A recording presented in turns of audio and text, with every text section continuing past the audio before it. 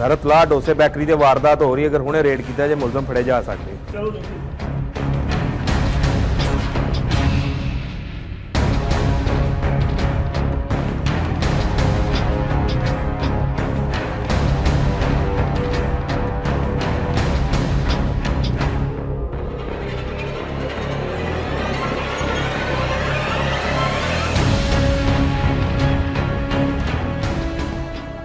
सरत ला डोसे बेकरी से वारदात हो रही है, अगर हुणे रेड किया जाए मुलजम फड़े जा सकते। चलो जी।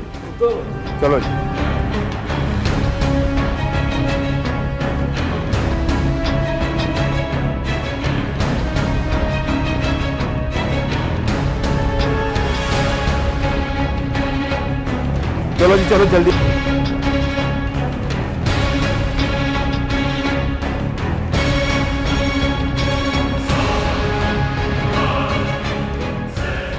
अस्सलाम वालेकुम नाज़रीन, आप देख रहे हैं प्रोग्राम वक्त स्पेशल। मैं हूं आपका मेज़बान फ़राज निज़ाम।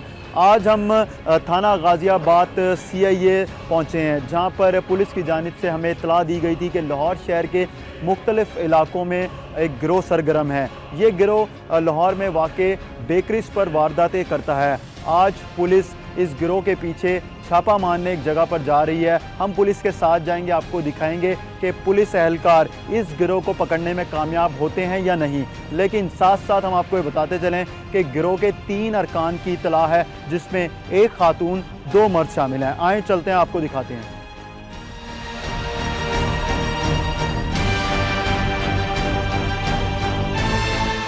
नाज़रीन, हम इस वक्त उस जगह पर पहुंच गए हैं जहां पर पुलिस ने रेड करनी है। पुलिस वाले सारे हमारे साथ ये अंदर जा रहे हैं। ये मुल्जिमान अंदर ही हैं जो डकैती की वारदातें करते हैं।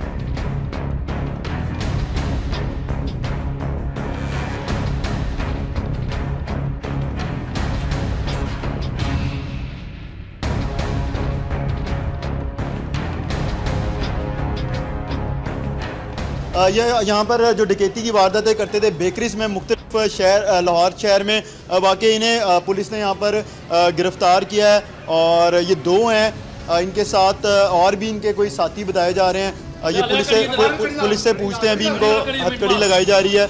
यहाँ पर एम्प्लॉयज़ भी हैं इस बेकरी के अंदर। क्या हुआ यार यहाँ पे? वारदात हुई, डकैती हुई। कैसे? ये पहले भी आ चुके हैं कि पहली दफ़ा हुआ? जी पहले भी आ चुके हैं। कितनी दफ़ा हो चुका है? 3 दफ़ा हो चुका है। 3 दफ़ा? जी। अभी ये अभी कितनी देर पहले आए थे? कोई लूटा है अभी सामान, कोई पैसे कैश? जी लूटा। कितनी? 1.5 लाख। कितने? 1.5 लाख के करीब। 1.5 लाख के करीब। तो इनके साथ और भी कोई था कि यही 2 थे? अभी तो फिलहाल ये 2 ही आए थे। इस तरह ये अंदर किस तरह इंटर हुए हैं? बाहर गार्ड्स कोई? हाँ, गार्ड अंदर वॉशरूम में था, लेकिन ये पीछे से एकदम आया है।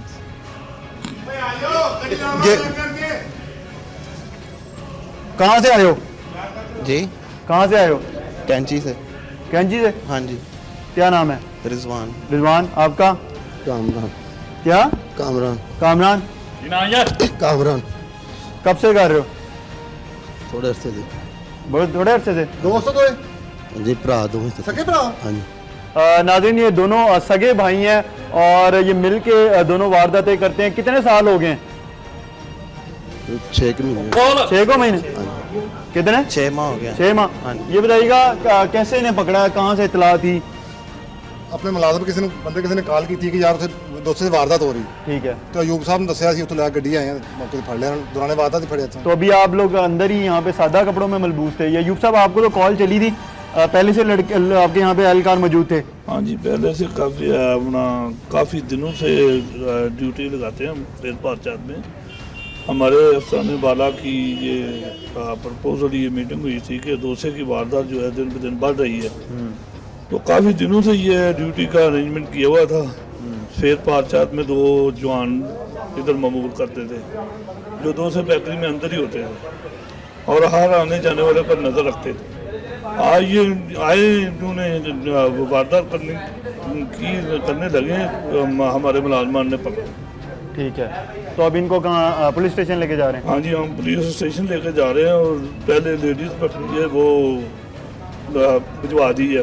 लेडीज़ भी इनके साथ होती हैं? हाँ जी। तो वो किधर गई है? वो थाने में भिजवा दी है।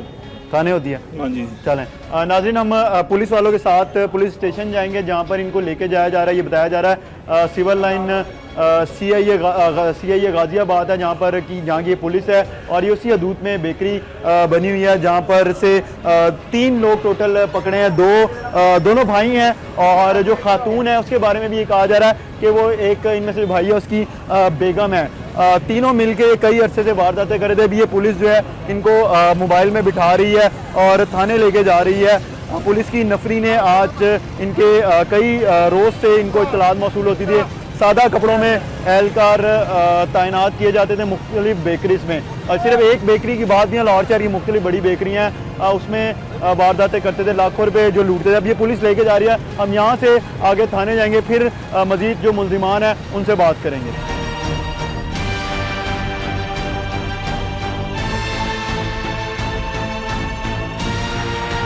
नाज़रीन, ये इस वक्त हम CIA गाज़ियाबाद पहुँच चुके हैं। पुलिस वाले जो हैं मुल्ज़िमान को दोनों को यहाँ पर लेकर पहुँच गए हैं और अंदर लेके जाया जा रहा है। इनके साथ एक खातून भी है जो बाहर जिस बेकरी के बाहर इन्होंने बेकरी में वारदात की उसके बाहर वो खातून मौजूद थी, जिसकी मदद से लोग वारदातें करते थे। अब इनको अंदर लेके जाया जा रहा है। खातून भी जो है वो अंदर मौजूद है, हम उससे भी बात करेंगे और पूछेंगे कि किस तरह वारदातें की जाती थी और कितनी को चीज़ें रिकवर कर ली गई हैं।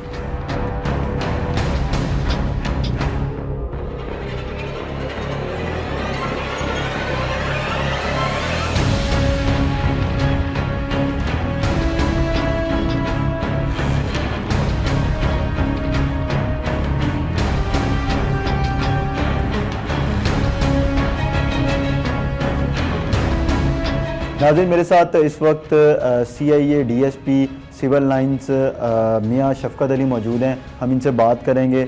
मियाँ साहब, ये बताइएगा कि गैंग जो आपने पकड़ा है कितने रुकनी गैंग है? बिस्मिल्लाहिर्रहमानिर्रहीम। ये कामरान उर्फ टीपू डकैत गैंग है, और ये 3 रुकनी लोग हैं, और ये साबका रिकॉर्ड याफ्ता हैं। पहले भी 2 दफ़ा ये जेल जा चुके हैं, और अभी फिर इनको 3 लोगों को हमने पकड़ा है। तो यहाँ पे मैं पूछना चाहूँगा आपसे कि साबका रिकॉर्ड याफ्ता हैं, जेल भी जा चुके हैं, किन मुकदमात में जेल गए? ये पहले भी रॉबरी के मुकदमात में गए हैं, और अभी फिर ये कंटिन्यू रॉबरी कर रहे थे। तो पहले भी रॉबरी हैं और अब भी रॉबरी ये कर रहे थे। ठीक है, तो इन लोगों को आपने पकड़ा कैसे, कैसे इत्तला मिली और कब से ये काम कर रहे हैं? ये पिछले 2 साल से कंटिन्यू बेकरीज़ की वारदात कर रहे हैं, और 2 साल में इन्होंने तकरीबन काफ़ी वारदात की हैं। और ख़ास तौर पे ये लाहौर के अंदर जितनी डोसे बेकरी हैं, डोसे की 41 ब्रांचेस हैं लाहौर के अंदर, तो इन्होंने 41 ब्रांचों पे ही वारदातें की हैं, और कई ब्रांचों को तो इन्होंने 2-2 दफ़ा भी लूटा है। और उसके अलावा ये मालमो बेकरी, उसके अलावा ये गोरमे बेकरी, और इस तरह KNN पे जाके ये वारदात करते थे। बड़ी जो बेकरीज हैं उनकी ये इन मुल्ज़िमान का वो टारगेट होती थी। तो अभी इनको जब आपने पकड़ा तो इन लोगों का वारदात का तरीका ज़्यादा? इनका तरीका ये होता है कि चूँकि एक जो रज़वान है, ये दोनों भाई हैं, और इनमें से एक जो रज़वान है वो डोसे का एम्प्लॉई है। रिजवान और कामरान? रज़वान और कामरान ये 2 भाई हैं, और रज़वान जो है वो डोसे का एम्प्लॉई है, वो तो इनके साथ काम भी करता है। उसको सारा पता होता था कि बेकरी के पेमेंट जो है वो किधर पड़ी हुई है। तो वो इस तरह करते थे कि ये सुबह अर्ली जब बेकरी खुलती है, 6 बजे खुलती है, तो ये 6:15 बजे बेकरी के अंदर चले जाते थे, और अर्ली मॉर्निंग जो उनके रात का कैश पड़ा होता था वो, और उसकी जो भी उसका और चीज़ें पड़ी होती थी वो ले लेते थे, और जाते हुए बेकरी से कोई प्रोडक्ट ले ली, लिफाफों में डाल ली, और ये फ़रार हो जाते थे। और ड्यूरिंग वारदात इन्होंने अपने मुंह को छुपाया होता था, जिसकी वजह से ये अब 2 साल से ये पकड़े नहीं जा रहे थे। अच्छा, रिजवान जो है वो बेकरी के साथ काम भी कर रहा था, इसलिए वो इन्फॉर्मेशन बाहर शेयर कर देता।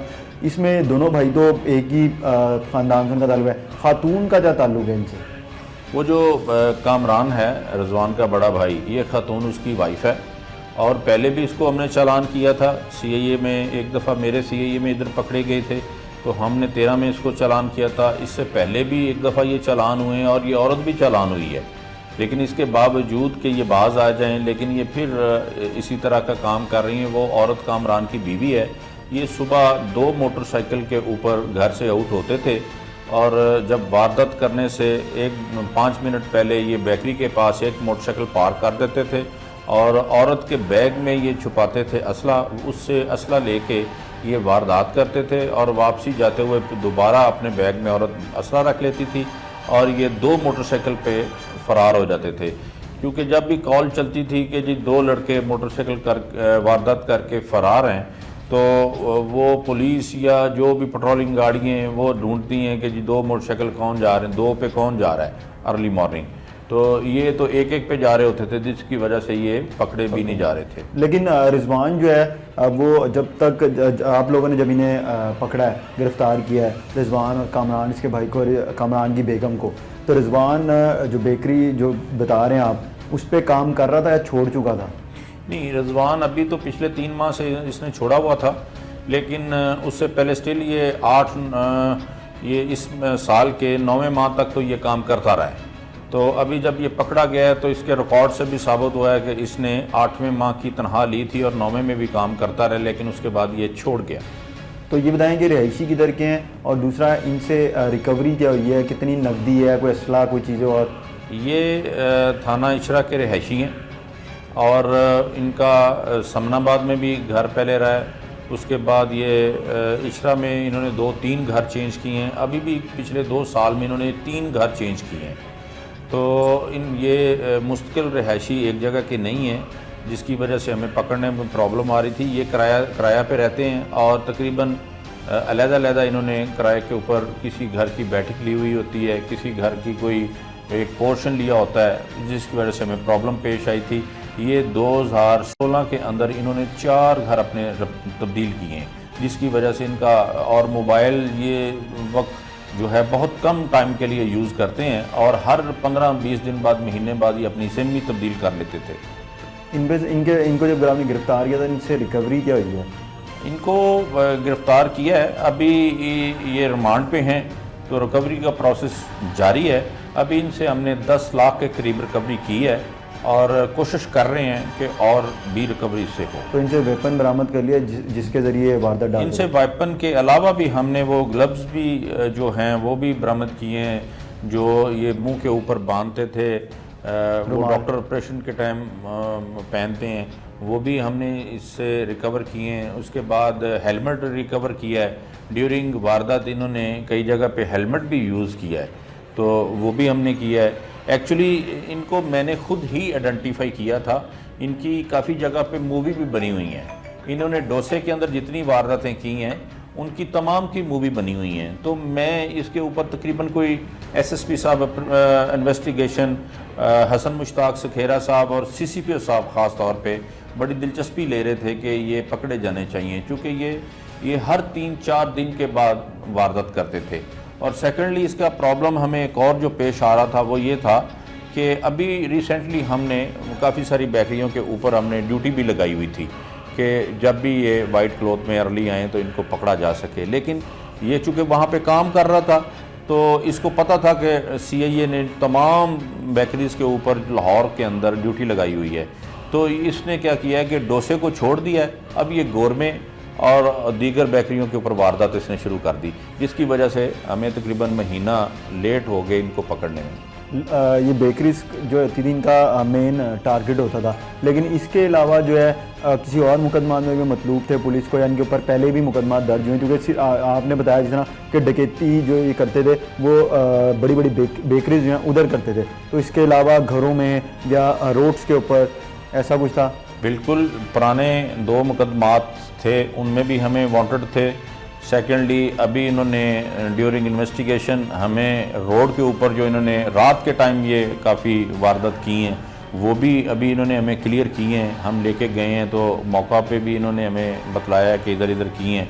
वो FIR भी हमें मिल गई हैं, तमाम के मुकदमात रजिस्टर हैं, तो वहाँ पे भी इन्होंने वारदात की। वारदात का तरीका एक ही तरह का था जिस तरह बेकरी में वारदात होती थी, कि खातून जो है उसको साथ लेके आते थे कामरान की बेगम को, और जब वारदात करते तो असला तमाम जो चीज़ें छीनी हुई होती थी वहाँ से डकैती के दौरान इनको मिलती थी वो खातून को दे देते थे। तो जो बाहर वारदातें करते थे उसका भी तरीकाकार ऐसे ही था। जी बिल्कुल, पैटर्न इनका एक ही है। खातून को हमेशा साथ ही रखते थे। शायद इनको पता था कि शाम के टाइम भी जब हम आउट होते हैं आते हैं तो नाकों के ऊपर हम इज़्ज़त की निगाह से औरत को देखते हैं और औरत की शायद इस वजह से उसको सर्च भी नहीं किया जाता। तो ये इनके लिए एक सेफ़ हैंड था जिसकी वजह से जो है ये बच जाते थे। तो अभी इनसे और मज़ीद रिकवरी की अभी कोशिश तो हमारी जारी है। अभी नेक्स्ट रिमांड लेंगे तो फिर उसमें इंशाल्लाह कुछ ना कुछ इनसे और कुछ एक दो गैंग्स थे जो एक्टिव हो गए और उन्होंने, और जिसको मीडिया ने भी हाईलाइट किया, लेकिन अल्हम्दुलिल्लाह ये इंतहाई खुशी की बात है कि वो बहुत ही जल्दी लाहौर पुलिस की काविशों से सब ने बड़ी मेहनत की उसमें, और वो हाईएस्ट लेवल तक उसका नोटिस लिया गया और विद इन डेज़ सारे केसेस वर्कआउट हो गए। और अब आपने देखा होगा कि वो जो एक थोड़ी सी अप सर्च थी मिड दिसंबर के स्टार्ट और नवंबर के एंड पे, वो अब ख़त्म हो गई है। और ओवरऑल क्योंकि ये ऑन गोइंग प्रोसेस है क्राइम, लेकिन पुलिस की शबो रोज़ की मेहनत तगोदो, क्योंकि ये कोई वन पॉइंट नहीं हो सकता कि जी ये एक गैंग था, क्योंकि यहाँ तो अनफॉर्चुनेटली देखें ये जो क्राइम फाइटिंग है ना, ये तो जो अब 21st सेंचुरी है, इसमें अगर हमने इस क्राइम को फाइट करना है अच्छे मौसर अंदाज में, तो हमें जो टेक्नोलॉजी है, इंफॉर्मेशन टेक्नोलॉजी, उस पर जाना होगा। ये वर्ल्ड ओवर ये फिनोमेना है, क्योंकि ये मैनुअली पॉसिबल नहीं रहा। तो अल्हम्दुलिल्लाह कोई साल डेढ़ साल पहले से पंजाब पुलिस ने इस पर बहुत सारे इनिशिएटिव्स लिए जो अब ऑन ग्राउंड इन प्लेस हैं और उस पर काम चल रहा है। और बहुत सारी जो हमारी पुलिसिंग में बेहतरी आई है, क्राइम फाइटिंग में बेहतरी आई है, वो टेक्नोलॉजी के इस्तेमाल की वजह से आई है।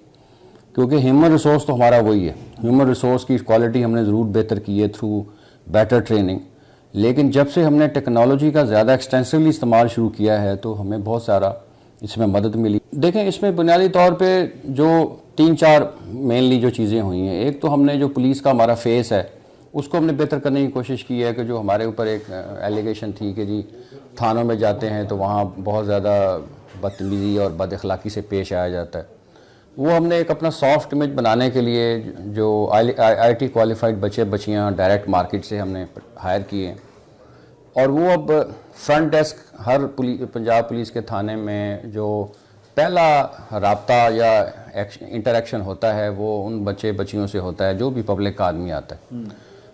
बिफोर जो प्रॉपर हमारे जो पुलिस के लोग हैं हैंडल करते हैं मामलों से पहले वो हैंडल करते हैं, और बहुत सारे मामला जो छोटे पेटी मैटर्स हैं वो वही सॉल्व कर देते हैं। एक तो ये है जिसकी वजह से बहुत सारा हमारे जो इमेज पुलिस का वो अनफॉर्चुनेटली कुछ ज़्यादा अच्छा नहीं था, उसमें बेहतरी आना शुरू हो गई। और यकीनन it is an on going process. Phase 1 में हमने इसको एक पायलट प्रोजेक्ट के तौर पे लाहौर में लॉन्च किया था 10 थानों में, फिर उसको हम 202 थानों में जो हमारे 5 बड़े अर्बन सेंटर्स हैं वहाँ लेके गए, पूरे पंजाब में हमने फैला दिए, और बाय 1 जनवरी इंशाल्लाह ताला ये तमाम के तमाम पंजाब में ये हो जाएगा। साथ ही साथ हम तमाम जो हमारा पुलिस स्टेशन रिकॉर्ड है उसको हमने डिजिटाइज़ कर दिया है, तमाम कंप्यूटराइज कर दिया।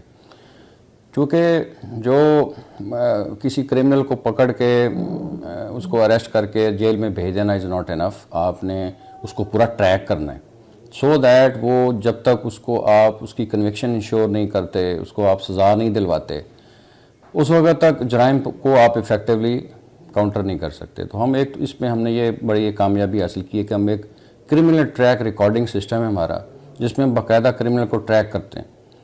और साथ ही टेक्नोलॉजी के इस्तेमाल से हमने बहुत सारे ऐसे एक्टिव क्रिमिनल्स जो जराइम में मुलविस थे उनको टेक्नोलॉजी के इस्तेमाल से, जो शायद नाजरीन को बताना मुनासिब नहीं होगा कि हमने वो कैसे किया, लेकिन इतना ही मैं समझता हूँ काफ़ी है कि जो क्रिमिनल ट्रैकिंग रिकॉर्ड सिस्टम और एक जियो फेंसिंग एक फैसिलिटी है जिसको इस्तेमाल करते हुए हमने बहुत सारे किडनैपिंग फॉर रैंसम, इसी तरह जो बाकी दीगर हीनस क्राइम में लोग मुलविस थे उनको हमने पकड़ा। और साथ ही साथ जो हमारा पंजाब पुलिस 2 लाख से ज़्यादा की फ़ोर्स है, तमाम का जो रिकॉर्ड है ह्यूमन रिसोर्स का हमने तमाम को कंप्यूटराइज़ कर दिए। सो अब एग्जैक्टली हमें पता है कि जी किसी भी ऑफिसर या जवान के मतलब किसी भी लेवल के ऑफिसर को जो कोई इन्फॉर्मेशन चाहिए, उसका पूरा कैरियर प्रोफाइल, उसकी पोस्टिंग, ट्रांसफ़र, सज़ाएँ जज़ाएँ, वो हमारे pass on just 1 click away उसमें ये फ़ायदा है हमें कि जी हम जितने भी हमारा ह्यूमन रिसोर्स है उसका पता है कि इसका ओवरऑल प्रोफाइल अच्छा है, बुरा है, रिकॉर्ड कैसा है इसका, कोई इसने क्राइम तो कभी नहीं किया, सज़ाएँ इसकी कितनी हैं। जो अब जितनी भी हमारी पोस्टिंग ट्रांसफ़र्स हो रही हैं हम उसको देख के कर रहे हैं, सो दैट ऐसा ना हो कि कोई गलत आदमी किसी जगह पे लग जाए। रिसेंटली जब ये लाहौर के कुछ थोड़ा सा, जैसे मैंने अर्ज़ किया कि नवंबर के एंड पे थोड़ा सा तेज़ी आई क्राइम में, तो उसके बाद एक बड़ा मैसिव लेवल पे पूरे पंजाब में जो हमारे हैबिचुअल ऑफेंडर्स हैं और रिपीट ऑफेंडर वो है कि जो एक दफ़ा जुर्म किया, पकड़ा गया, जेल चला गया, वापस आया, फिर उसने जुर्म किया। रिपीट ऑफेंडर्स के ख़िलाफ़ इसी तरह जो हैबिचुअल ऑफेंडर्स हैं, जो आदी मुजरमान हैं, उनके ख़िलाफ़ बड़ा मैसिव लेवल पे एक्शन चल रहा है। पिछले कोई आलमोस्ट 26 नवंबर से स्टार्ट हुआ था और जो हमने एक लिस्ट बनाई डिस्ट्रिक्ट वाइज, उसमें तकरीबन 3800 के करीब ऐसे मुजरमान की निशानदेही हुई जो एक्टिवली जराइम में मुलव्वस थे और कर रहे थे। तो मैं ये भी आपको बताता चलूँ कि उनमें से आलमोस्ट हमने 2500 पकड़ लिए। तो एक बेसिक जो फ़िलासफ़ी है क्राइम कंट्रोल करने की, वो ये कहा जाता है कि अगर आप क्राइम कंट्रोल करना चाहते हैं तो you have to keep the criminal away from the street. तो उसको यही है कि आप जब उसको किसी ना किसी हवाले से उसको अंदर रखेंगे तो जब वो बाहर नहीं है तो ज़ाहिर वो जुर्म भी नहीं कर सकता। तो ये एक बड़ा अच्छा टूल है जिसके आई एम श्योर अच्छे असरात पड़ रहे हैं ओवरऑल क्राइम के ऊपर। जी, ऐसा फराज भाई आपको पता है कि ये 2016 का जो साल है ये लाहौर के लिए बड़ा एक माइलस्टोन ईयर है। वो इस हिसाब से कि 2016 के इस साल में बहुत काफ़ी बड़े इनिशिएटिव्स गवर्नमेंट ऑफ पंजाब की उनकी वसातत से यहाँ पे हम लोगों ने शुरू किए, जिसमें एक बहुत बड़ा इनिशिएटिव डॉल्फिन स्क्वाड का था, फिर पुलिस रिस्पांस यूनिट का था और इसी तरह IC3 का था, जिसके तहत रिस्पांस टाइम को हमने बेहतर करने की कोशिश की है। और ये अप्रैल के महीने में हमने डॉल्फिन स्क्वाड लॉन्च की। पीरू उससे पहले चल रही थी। IC3 को भी ये अक्टूबर में IC3 चला है। तो इन तीनों के कोऑर्डिनेटेड एफर्ट से अल्लाह का शुक्र है हमारा क्राइम रेट पहले की निस्बत काफ़ी हद तक कम रहा है। ठीक है, इक्का दुक्का वाक़यात ऐसे हुए हैं जिनको आप कहें जी जिसमें डिग्री ऑफ क्रिमिनलिटी ज़्यादा थी, लेकिन अल्लाह ताला का शुक्र है वो इन्वेस्टिगेशन विंग वालों की मेहनत से और पूरे लाहौर की कोऑर्डिनेटेड लाहौर पुलिस के कोऑर्डिनेटेड एफर्ट से वो सॉल्व हो गए और उसमें मुल्ज़मान कैफ़र किरदार तक पहुंच गए। तो इसमें एक और जो मैं आपको एक जो अहम point with respect to Dolphin Squad बताना चाहता हूँ कि ओवरऑल जो क्राइम, अगर आप स्ट्रीट क्राइम को भी देखें तो भी round about 30 to 35% street crime में कमी वाक़ई हुई है। और इसके लिए मैं डॉल्फिन स्क्वाड को और पीरू दोनों को क्रेडिट देना चाहता हूँ अपार्ट फ्रॉम लाहौर पुलिस। जी, डॉल्फिन की वजह से 30 to 35% स्ट्रीट क्राइम में कमी हुई है। वो इस तरह हुई है जहाँ जहाँ हमारी डॉल्फिन और पीरू मौजूद है, हम उस हद तक की जिम्मेदारी मैं आपको पूरे वसूख से कह सकता हूँ कि वहाँ पर स्ट्रीट क्राइम में कमी हुई है। जी, फिर उसके बाद जहाँ ओवरऑल अगर ज़िला लाहौर की बात करें तो ये सारा एक कोऑर्डिनेटेड एफर्ट है। You have to consider this one fact कि जी डॉल्फिन जो है इस वक्त पूरे लाहौर में मौजूद नहीं है। इस वक्त डॉल्फिन और पीरू मिला के पूरे लाहौर 40% ऑफ लाहौर को तकरीबन कवर करते हैं। वो हम 2 शिफ्टों में करते हैं। दैट्स बिकॉज क्योंकि अभी डॉल्फिन हमारा इम्प्लीमेंटेशन फेज़ में है, ये सेकंड फेज़ में है, अभी इसका फाइनल फेज़ आना है। हम जो हमारी फिजिबिलिटी जो बनी है उसके तहत हमें कम से कम 650 to 700 बाइक्स चाहिए पूरे लाहौर को कवर करने के लिए 24/7 और इसी हिसाब से हमें 110 और 250 ये तकरीबन 360 व्हीकल्स चाहिए पीरू की, ताकि हम पूरे लाहौर को 24/7 उसके तमाम बीट्स को हम कवर कर सकें। तो उसमें अब आप ख़ुद देख लीजिएगा जो कैलकुलेशन है, हमारे पास अभी 110 व्हीकल्स हैं और 300 बाइक्स हैं। इस वजह से तो जब तक वो नहीं आएंगी, फिर हमारी जब तक रिक्रूटमेंट मुकम्मल नहीं होती, ट्रेनिंग मुकम्मल नहीं होती, इवन अगर मैं आपको मैन पावर की हिसाब से बताऊं तो अगर मैं पूरे लाहौर को डॉल्फिन से कवर करना चाहूं, we need around more than 4500 constables. सिर्फ कॉन्स्टेबल्स की मैं बात कर रहा हूँ, जबकि अभी जो मेरे पास जो मौजूदा नफरी है वो 750 के करीब है।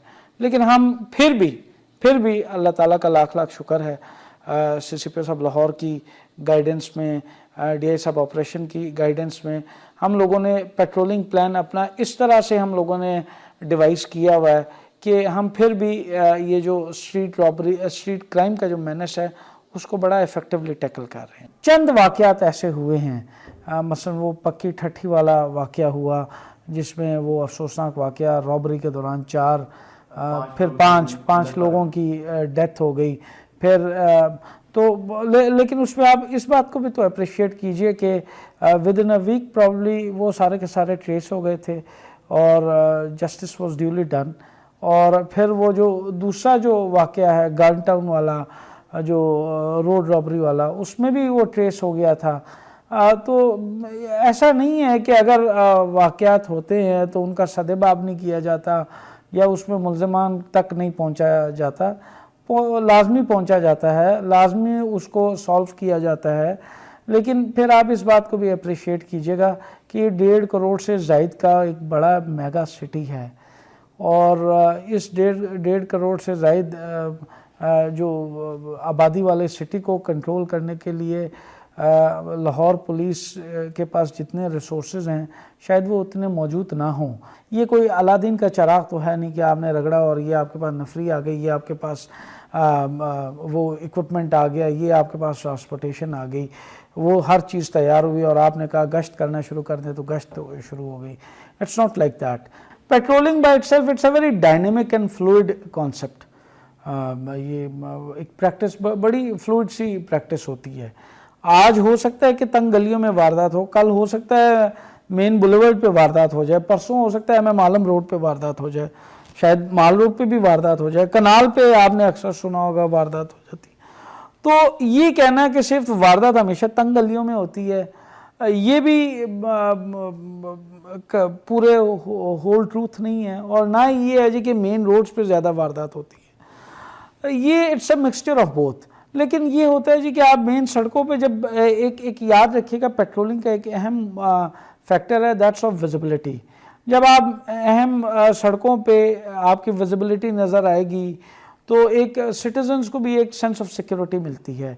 फिर इसके अलावा जो हम ये चेंज भी करते रहते हैं, ये हमारी डॉल्फिन तंग सड़कों के लिए, तंग गलियों के लिए ही बनी हुई है। ये अमूमन उन जगहों पे ज़्यादा अपनी गश्त रखती है, पीरू वो मेन सड़कों पे रखती है। तो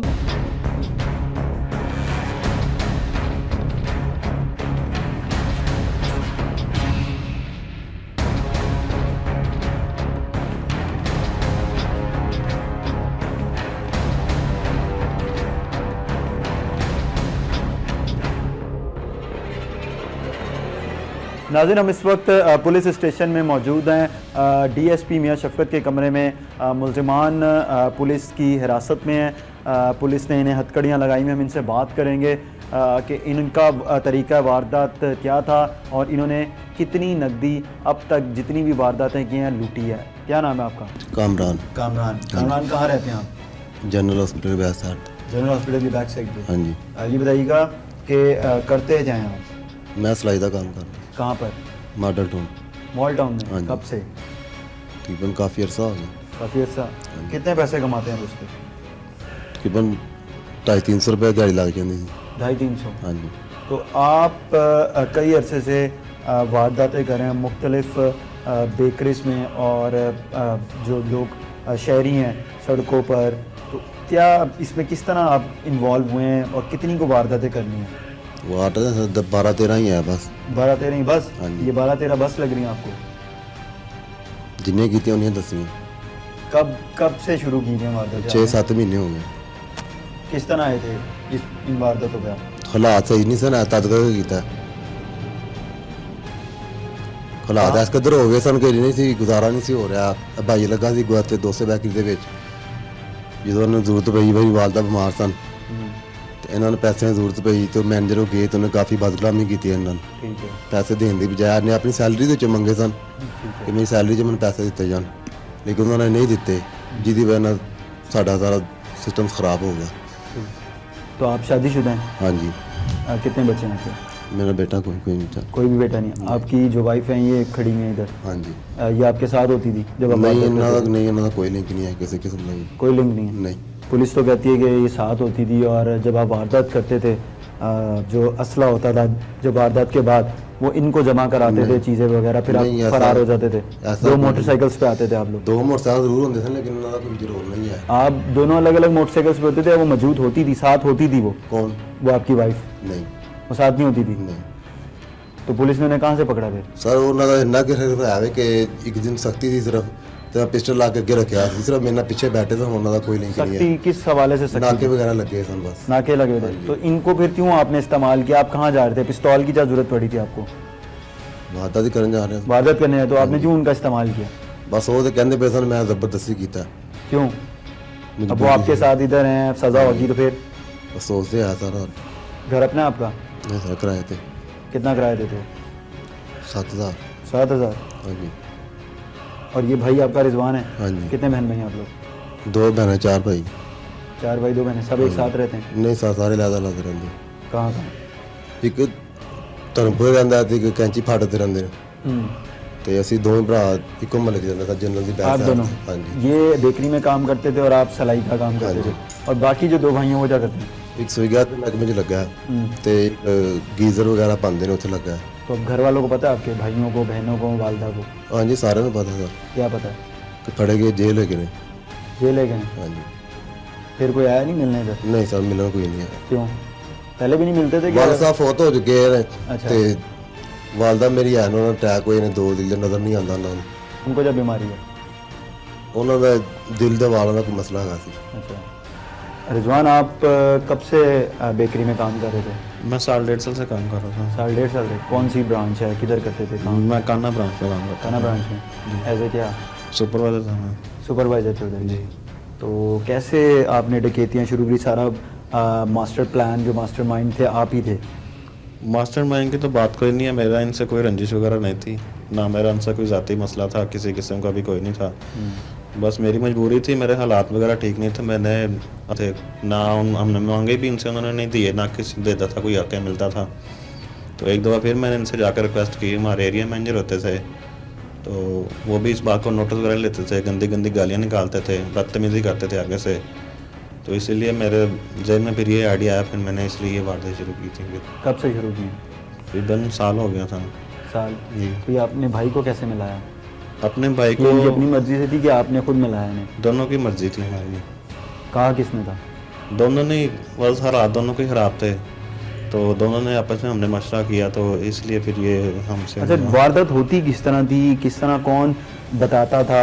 किस तरह पता चलता था कि कैश जो बेकरी से आप जहाँ जाते थे? बेकरी में खुद ड्यूटी करता था, इसलिए मुझे पता होता था कि शाम 7 बजे का कैश जो होता है रात 12:30 बजे तक वो शॉप में रहता है।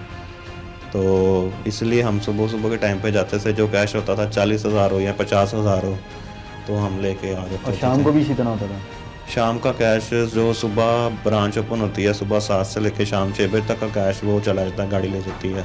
ठीक है। आगे तो जितनी भी वारदातें हुई उसमें कितने पैसे आप लोगों ने जहाँ मुख्तलिफ बेकरीज में जब डकैती करते थे कितने को पैसे जमा किए?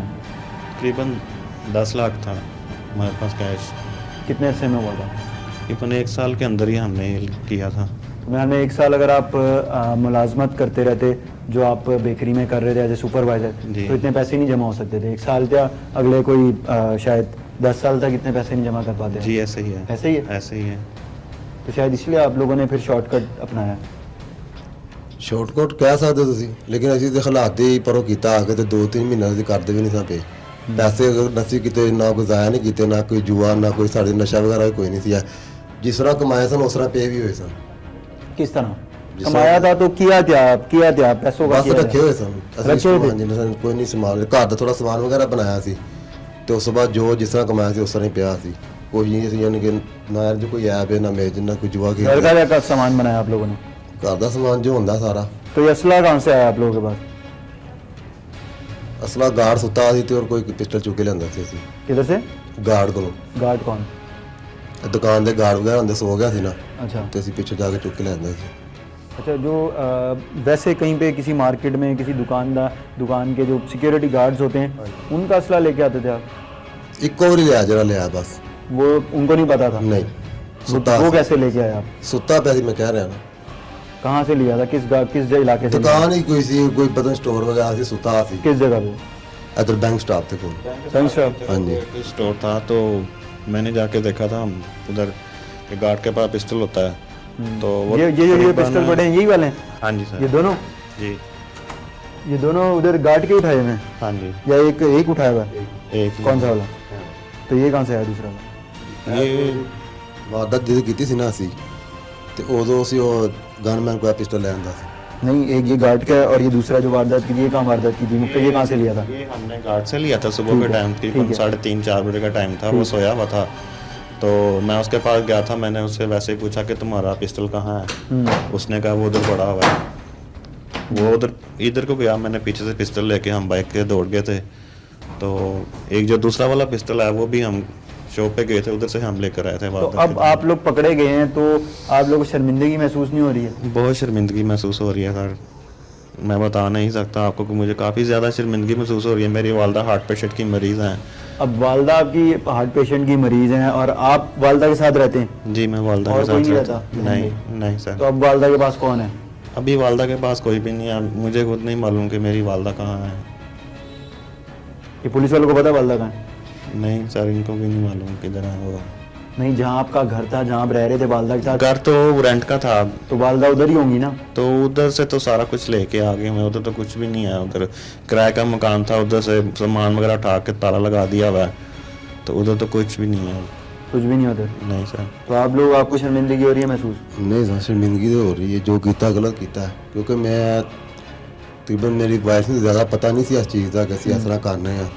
जिस तरह तो उन्होंने पता लगा है ना तो इन्होंने मैं काफ़ी मतलब किया कि तुम यार ना करो, बड़ा रोकया लेकिन मैं नहीं, फिर भी नहीं आप नहीं बात आए। अगर जो शायद गल मनी होती तो ऐसे नौबत तक ना पहुँचती।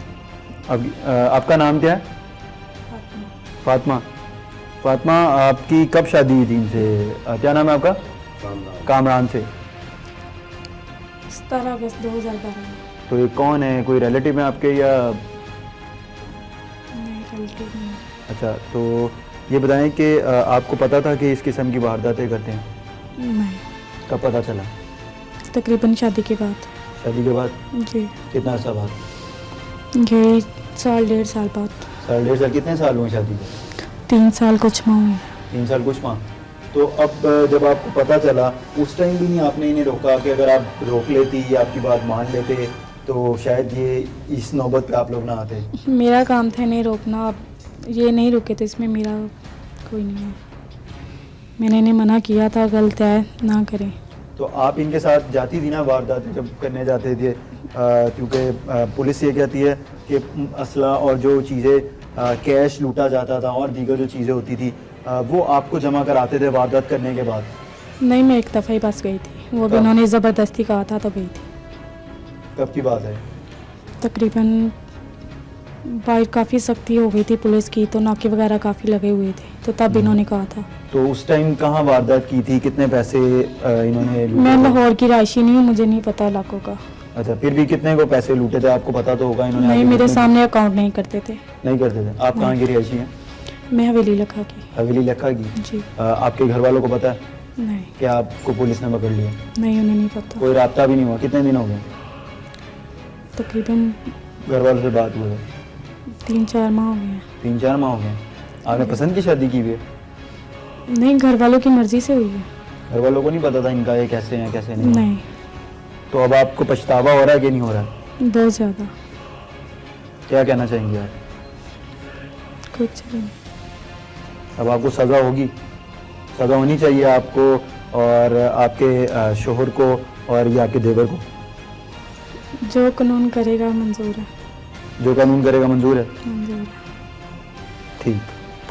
नाज़रीन, ये वो असला है, ये वो कैश है, ग्लव्स हैं, कैप्स हैं और मास्क है जो ये इस्तेमाल करते थे।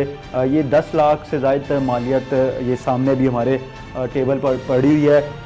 जो रिजवान, इकबाल, कामरान, रिजवान और कामरान की जो वाइफ हैं, ये तीनों मिलकर वारदातें करते थे। और हमने अभी रिजवान से जब पूछा था, रिजवान का कहना ये एक बेकरी में काम करता था एज ए सुपरवाइज़र, और जिसके बाद इसने वहाँ पर कुछ पैसे मांगे, इसको ज़रूरत पड़ी थी, लेकिन जिस बेकरी में काम करता था उन्होंने इनकार कर दिया पैसे देने से और पैसे नहीं दिए, जिसके बाद इसने ये सोचा कि ये बेकरियों में वारदातें करेगा और 10 लाख से ज़ायद की जो नकदी है वो इन्होंने जमा की है। हमारे साथ अयूब साहब मौजूद हैं जिन्होंने बेकरी में, निजी बेकरी में हमारे साथ जाके रेड किया और इन लोगों को अरेस्ट किया।